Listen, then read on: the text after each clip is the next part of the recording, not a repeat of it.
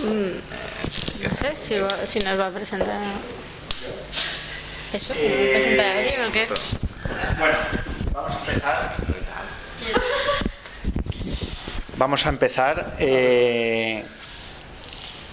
La metaformación de hoy corre a cargo de Sergei Noroze y Débora Sánchez, y nos van a hablar sobre una obra literaria en las montañas de la locura. Del autor más que de la obra. Gonzalo lo ha intentado, ¿no? No se lo había ensayado. Entonces, para los... ¿Me pongo aquí? ¿Así? ¿Va bien? ¿O qué? ¿Sí? Nos conocéis todos, ¿no? Pero bueno, yo soy Débora, soy ahora R3 de psiquiatría y mi compañero Sergei R4 ahora ya. Lo que vamos a hablar es un poco, primero, de toda la vida de Howard Phillips Lovecraft, y después hablaremos un poco lo que es de su obra, pero en general, ¿no? Porque hablar de cada uno de sus títulos pues sería bastante muy extenso, sí, y agotador. Entonces, primero que nada, él nació en 1890 en la ciudad de Providence, en Rhode Island. Es una ciudad que muy rústica en aquel entonces, que tenía un río que dividía un poco lo que era más la ciudad de los campos. Esta es la casa en la que él vivió su infancia, que era el domicilio familiar que pertenecía a la familia de su madre. Estos son sus padres, ¿no? Los dos pertenecientes a familias de los colonos ingleses, familias bastante económicamente pudientes. Y este de aquí es el pequeño Lovecraft de bebé, y cuando tenía 2 años, en realidad su madre siempre quiso tener una niña, entonces hasta bien entrados los 4 o 5 años lo estuvo vistiendo con vestido siempre, y le dejó crecer los bucles hasta que en verdad, un poco por insistencia del abuelo, al final acabaron cortándoselo. Incluso Lovecraft, cuando de muy pequeñito, siempre dijo que él era una niña. Hay que decir que en la época no era raro que se vistiera a los niños pequeños con vestidos, digamos, por comodidad práctica, pero bueno, una cosa son los vestidos y otra el lacito, los bucles y la pamela. La pamela, bueno, es lo suyo. Entonces, cuando él tenía 3 años, a su padre le diagnosticaron una crisis nerviosa y fue ingresado en este hospital psiquiátrico, que es el Hospital Butler. Allí estuvo ingresado durante 5 años, progresivamente fue quedando paralizado, y cuando Lovecraft tenía 8 años murió. Al final, ahora ya se sabe que murió de un estadio final de la neurosífilis. Vale. Entonces, él, cuando era pequeñito, Lovecraft fue un niño también muy enfermizo.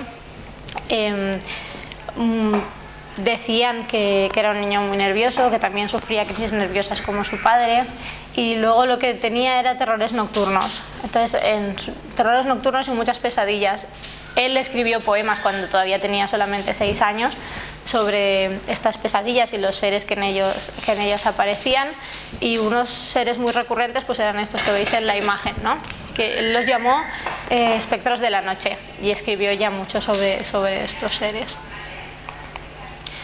Uy, aquí me ha faltado una. No.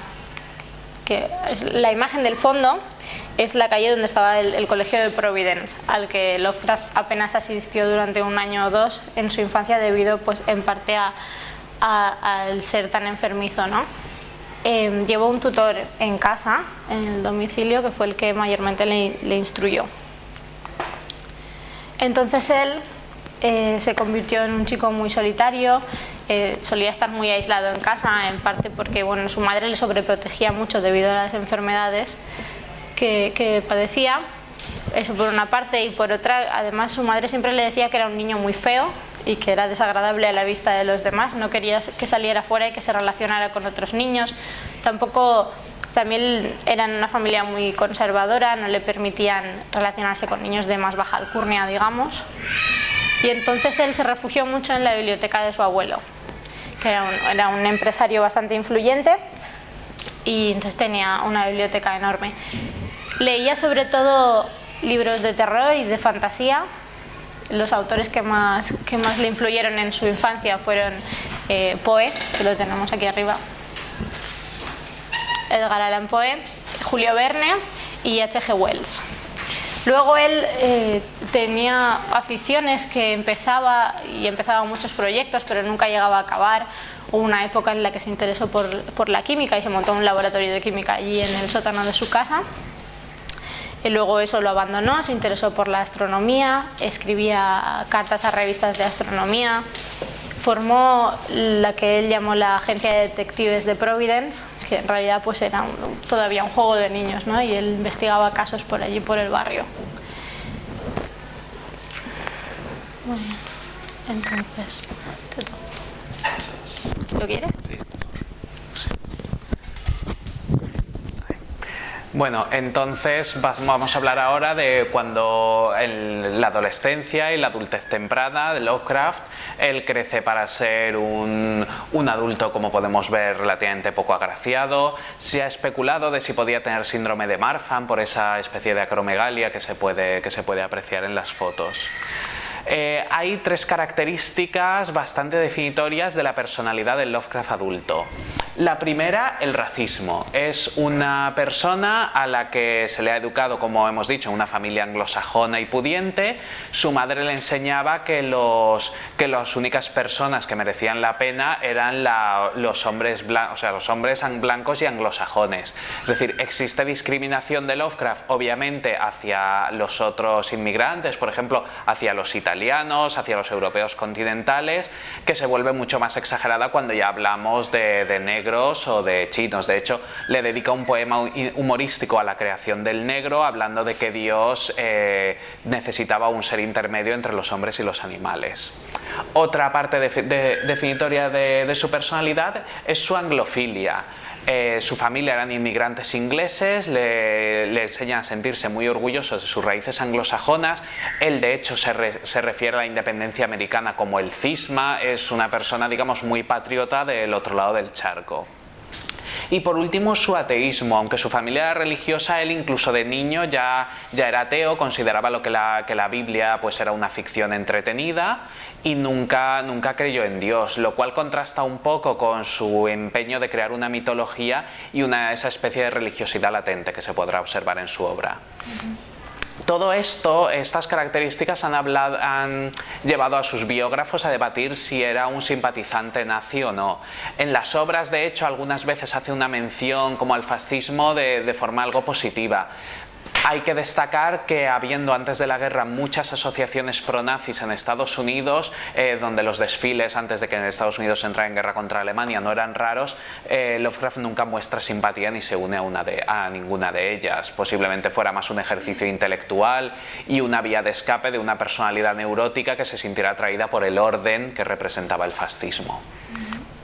Bueno, su influencia contemporánea a nivel literario más importante es la de Lord Dunsany. Lord Dunsany es un escritor de ficción, de novelas muy fantásticas, en tierras muy exóticas, de muchas ensoñaciones, y que además representa todo lo que Lovecraft quiere ser. Lord Dunsany es un aristócrata inglés, militar, deportista y además un autor celebrado en su época. Todo lo que Lovecraft quería ser. Se convierte en un gran admirador de él, se ve su influencia en sus obras.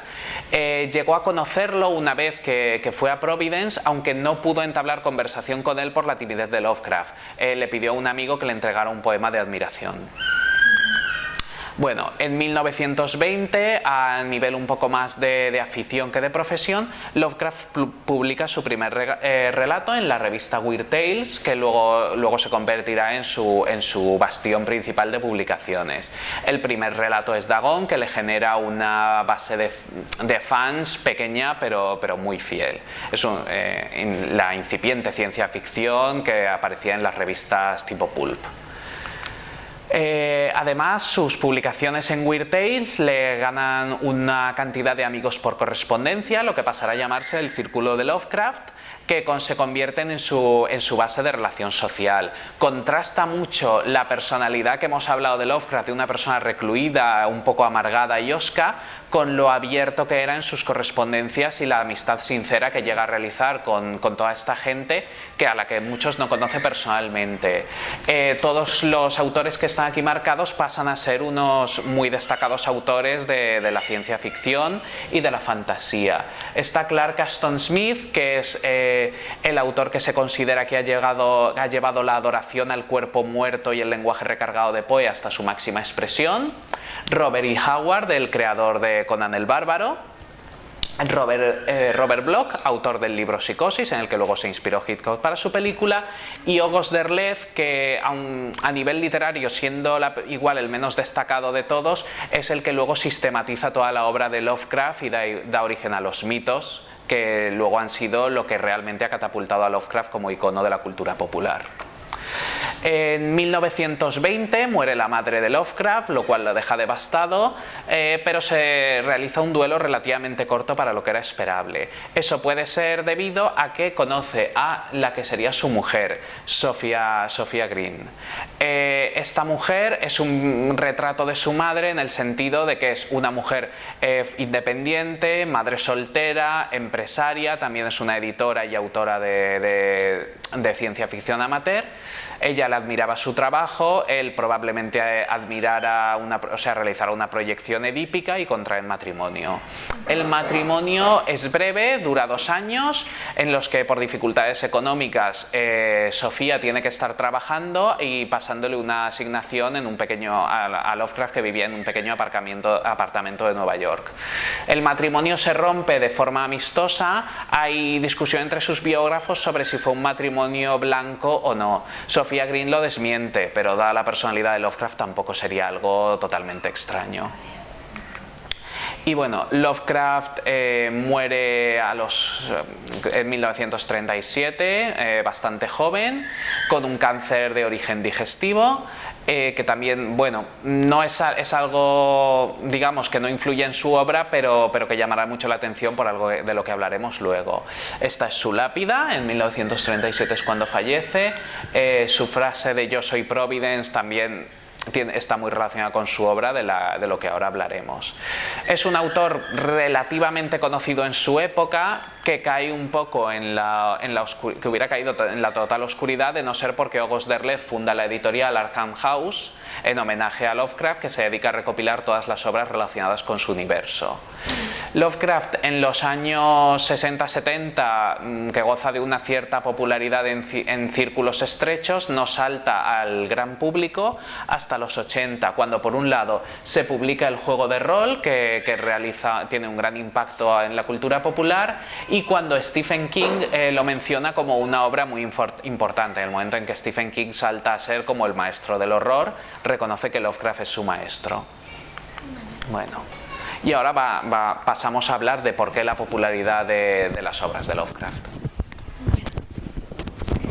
Primero que todo, hablaremos un poco de las características del mundo que él creó, ¿no? El género se acabó llamando, ahora se conoce como horror cósmico, entonces hablaremos un poco de los elementos principales de este horror.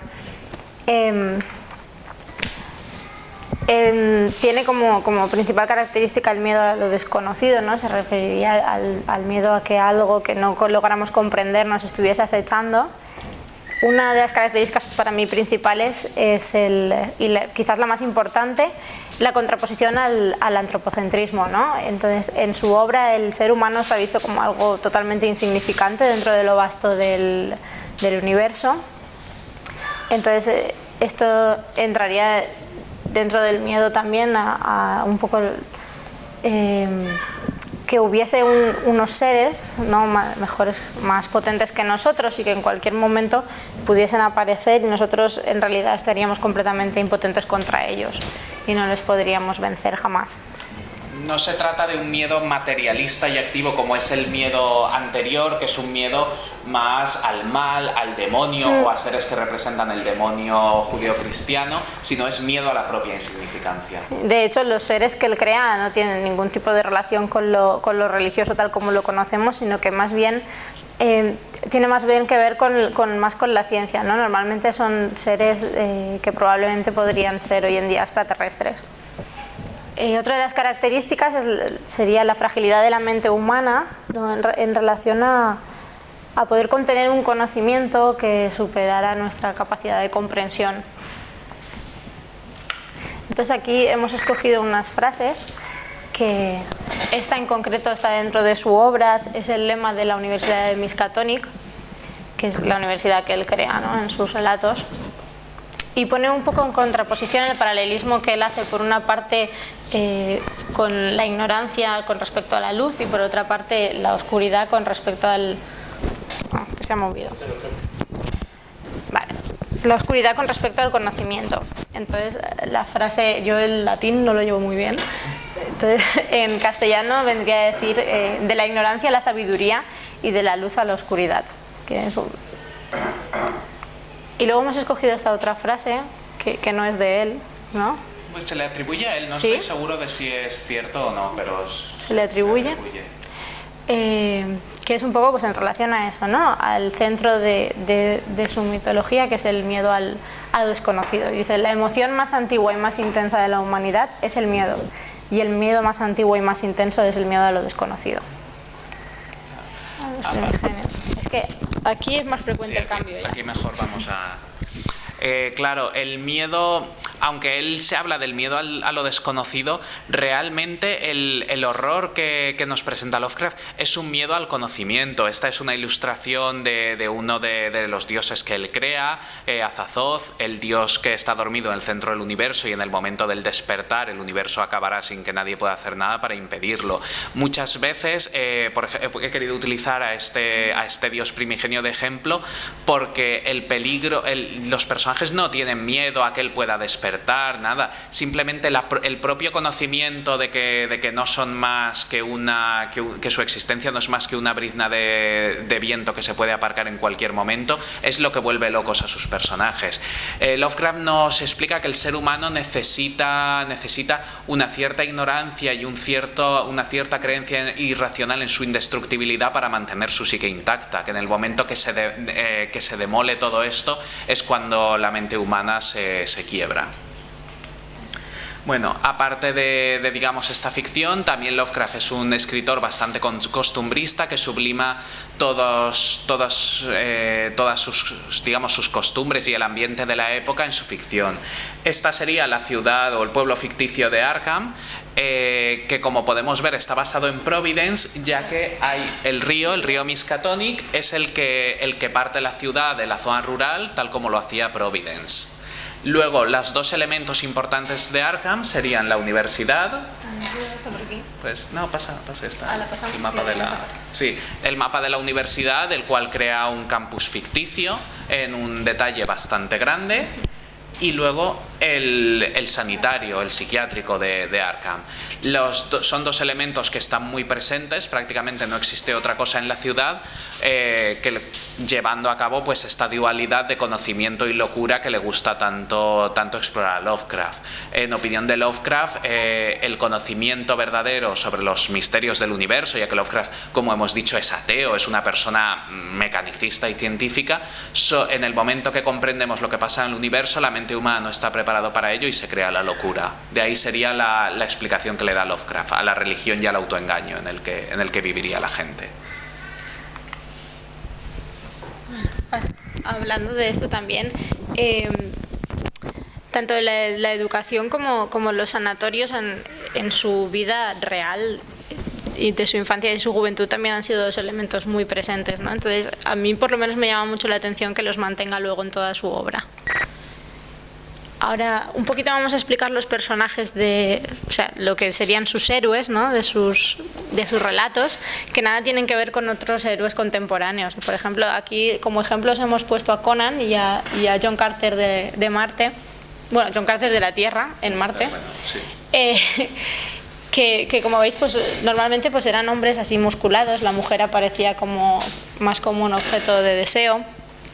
Y habitualmente conseguían vencer a los seres malévolos que eran el centro de la aventura.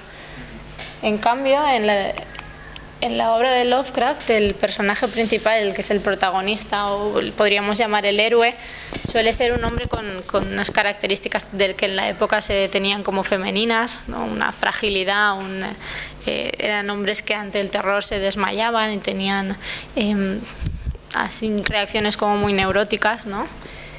Y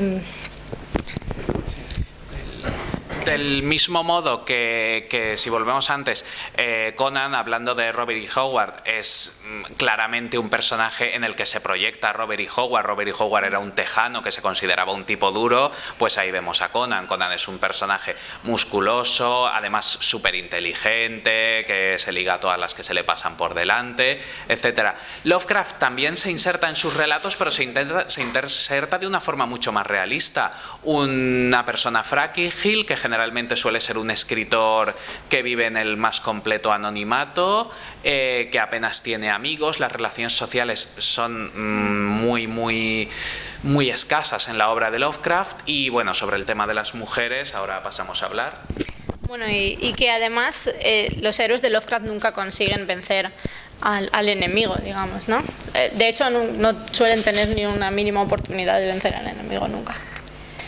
Sobre las mujeres, más que de la presencia de las mujeres en sus relatos, vamos a hablar de la no presencia, ¿no? Porque no están en absoluto presentes. Las poquísimas veces que están presentes son personajes perversos, malévolos, suelen ser pues cabecillas de cultos al mal. Este es su personaje femenino más recurrente, y que en realidad tampoco sería tanto un personaje femenino, sino que es una mujer que en realidad está poseída por un brujo hombre. Que además es su padre. Además es todo sí. Muy característico. A mí me recuerda mucho, pues un poco a cuando él era pequeño, ¿no? Y también pues, era un hombre con una apariencia de mujer, muy pequeño. Perfecto. Otra característica del miedo de Lovecraft que enlaza con el cáncer intestinal que hemos dicho, ya digo que es algo que pasó a posteriori pero que encaja perfectamente en su biografía. Lovecraft de niño, incluso de adulto, era una persona muy melindrosa. Eso lo plasma en su obra con un miedo tremendo a las deformidades físicas. He utilizado esta ilustración por coger algo un poco más amable, pero a Lovecraft le da mucho miedo a las deformidades. Muchas veces sus monstruos son deformaciones de los humanos, algo muy que se vería en las películas actuales. Si veis cualquier película de Cronenberg, lo que es el body horror que inicia Poe con el caso del señor Valdemar, lo lleva mucho Lovecraft a su máxima expresión. Es una persona muy asquerosa y eso lo sublima mucho en los relatos. Y ya que hablas de eso, en realidad él cuando describe una escena desagradable no suele hablar como hablaríamos todos de sangre o de vísceras o cosas similares, sino que normalmente habla de sustancias viscosas, sustancias gelatinosas y este tipo de cosas. Otros temas recurrentes vamos a pasar ahora a hablar un poco de cómo él vería lo que es el contacto físico y la sexualidad, ¿no? Entonces, en sus obras tampoco suelen haber romances ni escarceos entre los personajes, y las pocas veces que aparecen en escenas tales suelen ser para explicar una procreación que generalmente dan nacimiento a seres pues asquerosos y repugnantes completamente, ¿no? Como ejemplo está en el horror de Dunwich, que el personaje femenino principal pues sería la protectora y la cuidadora de un monstruo, de una persona deforme, ¿no? Además se suele ver también pues esta relación, ¿no? Como de cuidador del uno al otro, y que el cuidador suele ser una mujer, ¿no? Lo cual, pues quieras que no, también recuerda un poco a esos cuidados que él recibió cuando era pequeño durante tanto tiempo, la sobreprotección de su madre, al mismo tiempo que le decía que él era un ser repugnante y feo y horrible y que resultaba desagradable a la gente, ¿no? Y queda... Y el último de los temas de la personalidad de Lovecraft que se sublima en su obra es el racismo. Lovecraft tenía mucho miedo a que los inmigrantes empezaran a mezclarse hasta el punto de que fuera imposible distinguirlos de los anglosajones puros. Entonces esto lo sublima de forma que los seres monstruosos, en este caso serían los profundos, seres que han venido de la profundidad del mar, tal como los describe, son muy asimilables a como vería él a los negros, a los afroamericanos, como gente de clase baja, de labios prominentes y ojos saltones. Hay una cosa que es también muy destacable, que en varias de las obras de Lovecraft el personaje que tiene miedo a estos seres descubre que está emparentado con ellos y de cierta forma es liberador. Hay una especie de final feliz en el momento en el que el propio personaje que representaría la pureza descubre que es un monstruo. Lovecraft era un gran investigador de su árbol genealógico, que eso era una cosa a la que la gente antes le gustaba mucho dedicar el tiempo. Nunca menciona algo de que si descubriera que tenía algún antepasado judío o caribeño, pero sería interesante pensar que es posible esta posibilidad que luego plasma en sus libros. Y además se me está ocurriendo hay otro tema recurrente, ¿no? También en los libros, que es como que la línea de sangre de cada uno puede transmitir durante todo el linaje pues maldiciones o castigos por actos que han cometido tus antepasados. Esto también está muy presente. Entonces, si no quieres añadir nada más. Bueno, nada, creo que todos conocéis nuestra afición a la brevedad de las presentaciones y para luego dar posibilidad para luego dar posibilidad de desarrollar el debate.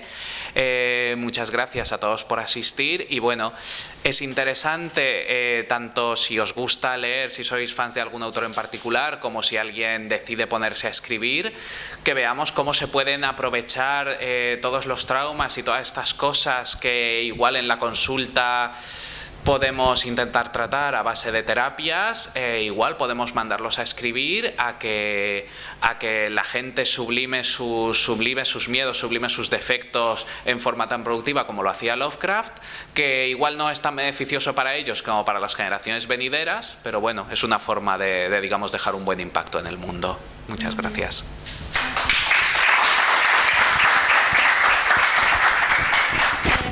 Luego no hemos puesto absolutamente nada de bibliografía ni de recomendaciones, pero bueno, la obra es muy extensa y películas al respecto y de más obras también hay muchísimas. Si alguien tiene interés puede preguntar, cualquiera de los dos tenemos, yo creo que bastante documento, por lo menos literario. En relación con la novela esta de las montañas de la genealogía o la mitología que hay detrás de esa obra, porque yo creo que esa mitología nos puede interesar también conocerla nosotros sin necesidad de novela. Claro, bueno, vale, eso, empiezo yo, empiezas tú. Bueno, Lovecraft, como hemos dicho, aunque muchas veces se les habla dioses, son dioses por la incapacidad de los humanos de comprenderlos. Generalmente... Y de combatirlos también. Y de combatirlos. Son seres generalmente extraterrestres o extradimensionales que por algunas causas están en letargo en nuestro mundo, cerca de nuestro mundo. En las montañas de la locura, concretamente, son una raza intraterrestre que vivió en el interior de la Tierra y utilizaba unos seres creados genéticamente como bestias de carga, los cuales se rebelan, eliminan esta raza y quedan algunos seres congelados. Entonces, en esta expedición ártica de la camiseta, son destapados y el grupo de la Universidad Miskatonic que los descubre se tiene que enfrentar tanto al horror de los seres físicamente no humanos. Eso también es una característica muy importante de Lovecraft. Sus dioses, sus monstruos no son humanoides, no tienen nada completamente que ver con los humanos, crea verdaderos seres alienígenas. No solo se tienen que enfrentar al horror físico de ver estas cosas, sino al horror de descubrir que el ser humano está completamente indefenso y al dilema de si pueden transmitir esto a la humanidad y se de si alguien les va a creer. Si quieres añadir. Sí, no, está genial, muy bien. Esto sería la genealogía. Pero solamente había en este grupo. No, es... No, hay muchos, hay toda una mitología creada y aparte de toda una mitología creada, luego todos los cultos que venerarían, porque cada uno de los primigenios tendría su culto venerante y a mí me parece recordar que había una raza de gigantes. sí. Me parece que eran estos los primordiales. Sí, los primigenios suelen tener un tamaño descomunal, los primigenios, sí. Por otros con forma de pulpo. Vale, eso sí, la raza de Yith. No, la raza de Yith. Ah, no me Vale. acuerdo yo. La raza, estos son una raza que es la raza de Yith, que son unos seres que habitaban la Tierra antes de los humanos, exacto, que son aniquilados por esta raza de pulpos. La raza de Yith es también muy determinante, o sea, muy llamativo, porque lo que hacen es, pueden trasladar sus mentes al futuro, que es como, y por cada mente que trasladan al futuro mandan una al pasado. Entonces la persona que averigua que existe esta raza y que la raza va a ser eliminada por los pulpos, lo que descubre es que en el futuro toda la raza de Yith, antes de ser exterminada, mandará su conciencia al futuro, mandando a toda una raza a ser aniquilada por ellos. Esta sí es una de los seres que aparecen. En las montañas de la locura no aparecen. Las montañas de la locura aparecen, creo que es recordar, los antiguos, que son otra raza de intraterrestres. Lovecraft crea muchas razas y muchos dioses sin intención de sistematizarlos. Lovecraft iba haciendo un poco lo que se le iba ocurriendo, y es Derleth el que se sienta y le da una mitología y una genealogía a todos, lo que crea, digamos, como el Olimpo de este dios es el enemigo de tal, este está emparentado con el otro. Y un poco las funciones de cada primigenio también es el que las pone. Más cosas. Ginés. ¿Sí? Hombre, yo sobre todo quería darle la enhorabuena, ¿no? Porque yo, cuando yo me formé, uno de los maestros que yo tenía siempre me planteaba que para hablar de la obra literaria de alguien tienes que profundizar en la historia del autor, ¿no? Eso te permite ver un poco, encajar todo, ¿no? Entonces yo creo que en este sentido, vamos, lo habéis hecho genial. Lo malo que tiene una parte negativa, que es que cuanto más profundizas, al final es un poco insondable, ¿no? Sí, es que todas las vidas de todo lo que le pasó. Yo creo que para entender la obra literaria de un artista de esta dimensión, el plantearse que el concepto de sublimación y lo que esta persona ha podido sublimar en toda su obra es la clave, ¿no? Esto no le pasa solo a él, sino que la mayor parte de los autores. Yo solo puedo hacer dos aportes, que es, bueno, saber la biografía de un autor, dar mucha explicación sobre su obra. Por ejemplo, no hay más que ver a Harry Potter, la terrible historia que tiene la autora, ¿no? Que si la sabes, pues parece que no. Pero bueno, hay una sublimación fantástica. Y luego de los personajes que habéis dicho, yo hice una metaformación de suicidio y literatura, en el que el único que salía era el de Conan, ¿no? El Robert Howard. Sí, cierto que se suicidó. Sí, Y lo único que puedo plantear es que creo que Robert Howard también era bastante enfermizo de pequeño y se hizo adicto a los gimnasios y a la musculación, con lo cual ahí yo creo que miró mucho el vestuario y salió Conan, ¿no? Y que estaba muy vinculado a la madre también, y se suicida porque la madre le dijeron que se iba a morir inmediatamente con tuberculosis, no sé qué, y se pega un tiro en su coche con un corto. Y que creo que llegaron a mezclar personajes, las novelas de Conan y las de... serían personajes de... Sí, los hombres serpiente de Conan son creación de Lovecraft, y se supone que tanto Conan como el universo Lovecraftiano comparten universo. Lo que pasa es que lo de Conan es muy antiguo, pero sí, ellos hacen una especie de universo compartido. También era habitual que como broma en los relatos se insertaran unas versiones ficticias a otros que generalmente se mataban. O sea, Lovecraft inserta a sus amigos haciendo descripciones muy claras para a continuación matarlos, y sus amigos hacen lo mismo. Sí. Estas cosas, sí, estas cosas, sí. Bueno, es interesante también señalar que estamos hablando de la costa este de Estados Unidos. Sí. Y estamos hablando de unos inmigrantes y ingleses puritanos. Puritanos, no sé si sabéis que en Inglaterra hubo una inmigración provocada por guerras religiosas y que todos estos que